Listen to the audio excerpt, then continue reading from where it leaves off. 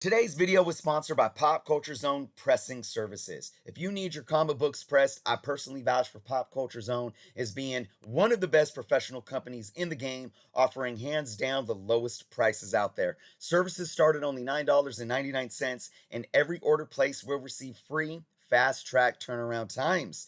Even though I press comics for my personal collection, whenever I need a professional press for my key comics, I send them off to Pop Culture Zone, and every single book that I've received back, every single one, has had results that have exceeded my expectations, and I am sure that they will exceed your expectations as well.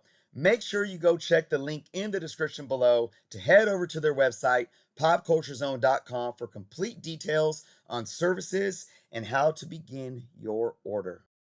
What is going on, everyone? Chris with Journals, Comics, and Pop Culture. Exciting video to do for you guys today, but before we get into it, if you aren't subscribed to the channel, please take some time to do so and check out all the great links in the description below, including the link to today's sponsor, popculturezone.com. After the video, stay tuned for a little 60-second clip for more information about them as well. So today's video is going to be addressing an LCS owner that reached out to me that had recently saw a video I did a while back discussing a certain LCS that lost my business for life. Some of you may be aware of that video.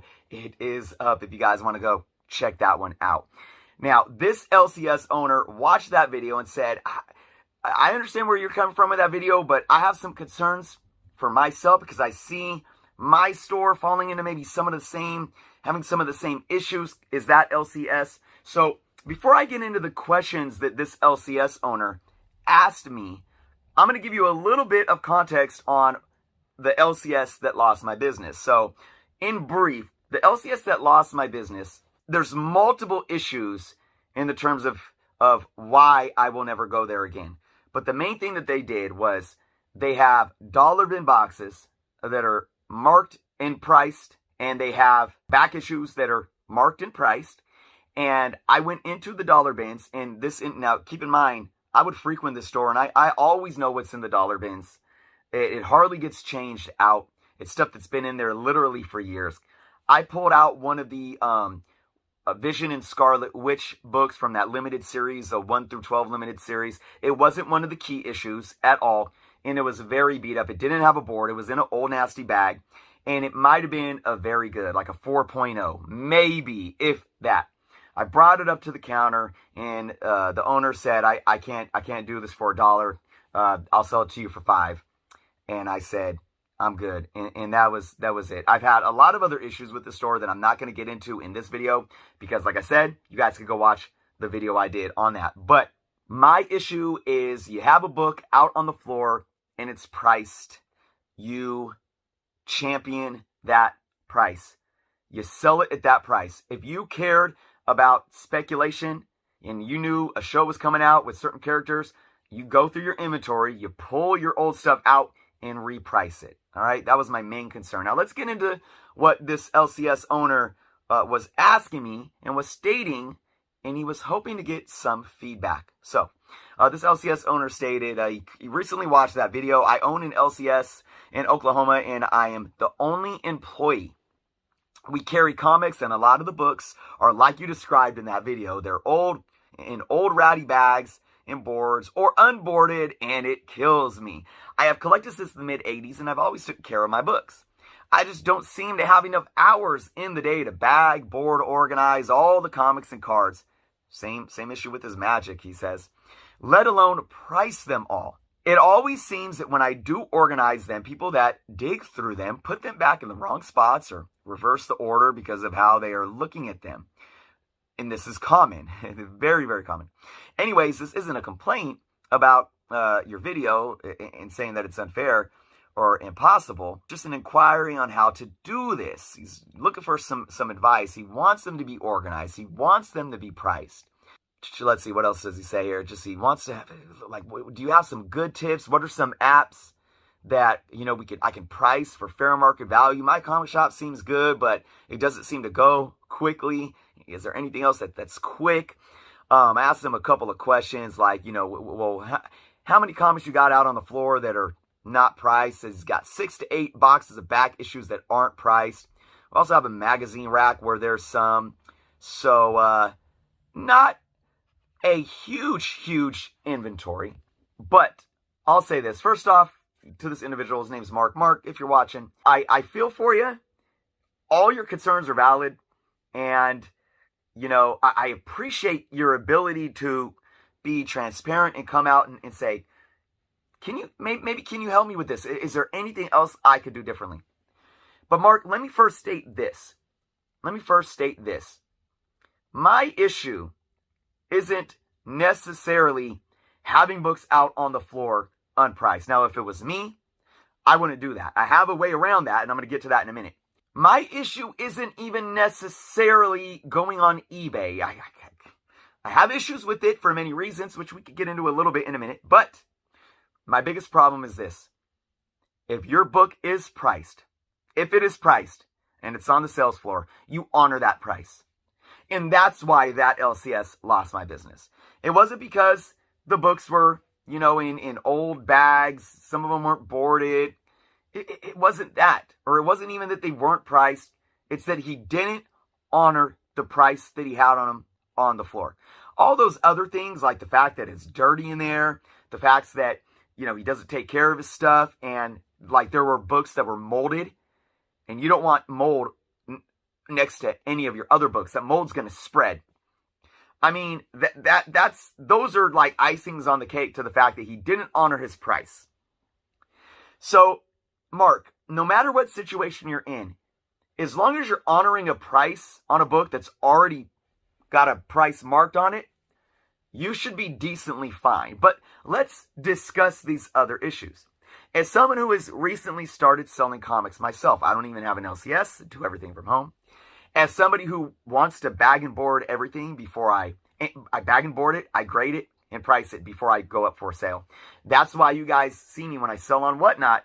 You guys don't see me there like every other day or even once a week. I've been doing like every other week because, like Mark's saying, it's a lot of work. And me, I'm a one-man show. Now, obviously, I work as an educator. I work doing YouTube full-time.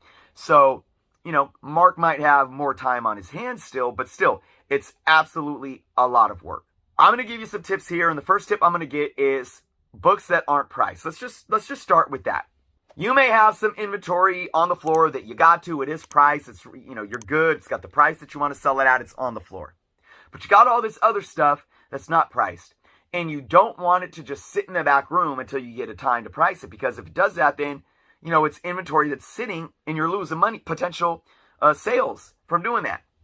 What I would do is this, Mark. If you have no other option and the only resort you have is to have them be of access to consumers and customers without them being priced, I would set them in a specific designated spot in your store. Preferably, probably, if you have room next to the counter, so they're not like in the middle of the storefront or like in the main area of the storefront. Kind of have them maybe in the back of the store next to the counter. And I would put a sign on them and I would state unpriced back issues. And you can even add like, feel free to browse. If interested, inquire at counter. If interested in price, inquire at counter. So that way it gives your customers the opportunity to still look through them, and they know ahead of time that these aren't priced. I'm going to go take it to him and see what he's willing to offer these at. Now, if you're in that situation and you need to price them quickly, I'm not saying that eBay is completely a horrible option. But you need to understand that oftentimes, especially for back issue books that aren't keys, there's going to be a premium for eBay. And also, you need to make sure you're not one of those LCS owners that sees like a high grade copy of a book sell for $30 and your copy is beat up. It's completely beat up and in rags and you're like, oh, $30. No, you got to understand the condition and the grade of the book that you have, right? But I wouldn't use eBay. I wouldn't. Now, this may not be the quickest way, but what I would do, because keep in mind, rummaging eBay takes a lot of work too. I would use coverprice.com. So say, for example, You have Thor 256 in these unpriced back issues. And, you can look at it and you can eyeball it. Maybe it's in a bag. Maybe you take it out of the bag just to eyeball it. I have mine in a very fine 8.0. So if I was looking at this as an LCS owner or somebody, I'm assuming that you're probably decently savvy in being able to gauge a rough grade of a raw book. What I would do is I would grab the book, I'd look at it briefly, I'd pull up cover price. When you pull up cover price, you type in the issue, and it'll give you an average raw. You can see right there, high raw, current high raw, current low. You can see an average raw, and then it has a clickable link that brings you right to the comic book on mycomicshop.com. And say you've estimated this is probably about a very fine, maybe a very fine plus.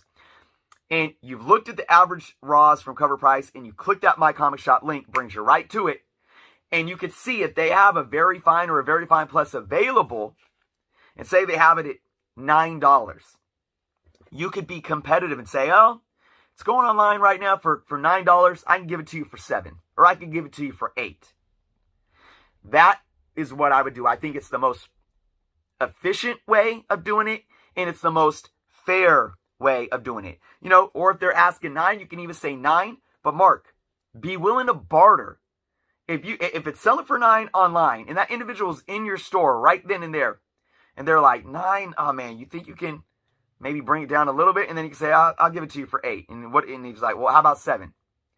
All right, sold. $7, it's yours. Something like that. I would definitely be willing to negotiate with the customer, as long as, of course, it's you think it's fair still. You're not wanting to give anybody a handout or give anyone something for free. You don't want anybody lowballing you. You might chuckle and say, it's all good. I'm stern on this price. Those are my tips for you. Now, let's talk about how we can really amp up, though, your organization skills. I hate to say this, and this is going to be a tough love, but there are many LCSs out there these days that they're not willing to evolve. And because they're not willing to evolve, they cling to these old archaic ways of running a business, and then they complain. They complain, they cry about it. Oh, it's not what it used to be, or, whatever the case may be. Or they do what I just said about they don't price their books, or if they price their books, they don't honor that price, and they look up on eBay, and for a beat up book, they want $5 when you could find it on eBay in a high grade for $5. I would try my best to see if you have the revenue stream to bring on a part-time employee, if only for 4 hours a week. That's it. Because while I know how much time it takes, I do. Having somebody there focusing solely on bagging and boarding and pricing can alleviate so much, and it can get so much done. It can absolutely get so much done. And maybe it could be somebody that is a college student that is just looking for a little work. Maybe they're just a comic book fan. Maybe they have a day job and they're willing to work 2 hours, 2 days a week, total of 4 hours. And Mark, quite honestly, if you were in my area, I'd come into your shop a couple hours a week and do it for you just for store credit, because then I could take the store credit and buy some books.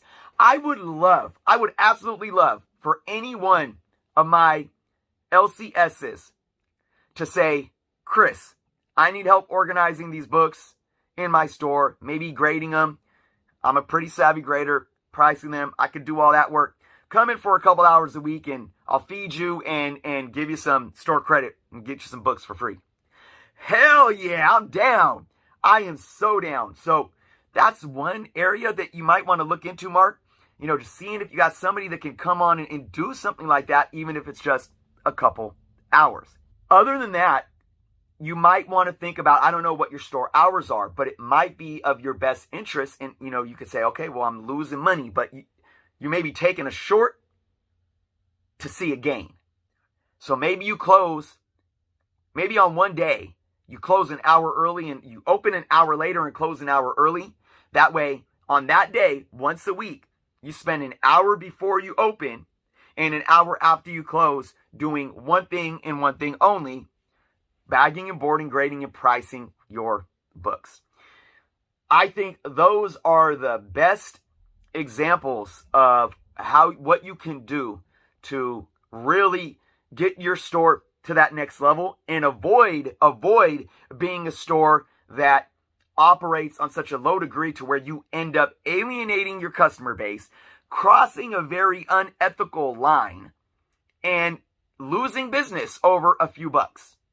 So, Mark, what you're showing me, though, is you are in a position to where you don't want to lose your customers. You want to do what you can to the best of your ability to continue to appease your customers, take care of your customers, and gain new customers. So, Mark, just for you reaching out shows me that you're doing, there's something that you're doing right. You got a good head on your shoulders, and, you're trying to evolve with the ever-changing market, and you got your hands full. But there might need to be some more sacrifices that you're willing to make. And I know even in Oklahoma, I'm in California, but I'm sure in any state right now, rent is tough. Retail, brick and mortars, it's tough to continue to operate, and it's a tough job owning an LCS. But Mark, I have faith in what you're doing. I hope this video was helpful. I would love to continue this conversation with anybody, whether you're an LCS owner or whether you guys just have thoughts or questions on the matter. But I really do appreciate you, Mark, for reaching out to me and inquiring and asking me these questions. I would love to hear what you thought of my feedback, and I would love to keep in touch with you to see what things you may have implemented down the road. All right. So again, thank you, Mark, and to all of my viewers, thank you so much for watching today. Let me know what your thoughts were in the comments below. Again, be well to everyone. Stay tuned for that Pop Culture Zone snippet so you can learn more about today's sponsor. I want to thank them too for sponsoring today's video. Thank you guys. Be well. And until next time. PopCultureZone.com is an online shop focusing on hot new comics, including exclusive and incentive variants, CGC graded comics, and tons of other inventory, including pop culture toys and other collectibles, all at low and competitive prices. PopCultureZone.com ships all over the US, and if you are buying raw comics, they offer flat rate shipping of only $4.99. That's right, $4.99. Absolute craziness, right? And there's no taxes included, excluding New Jersey. Pop Culture Zone is also on eBay, where they hold a 100% positive feedback rating with over 8,000 completed transactions for this year alone. Make sure to check out the link to their website below, as well as their eBay link, so be sure to give them a follow there as well.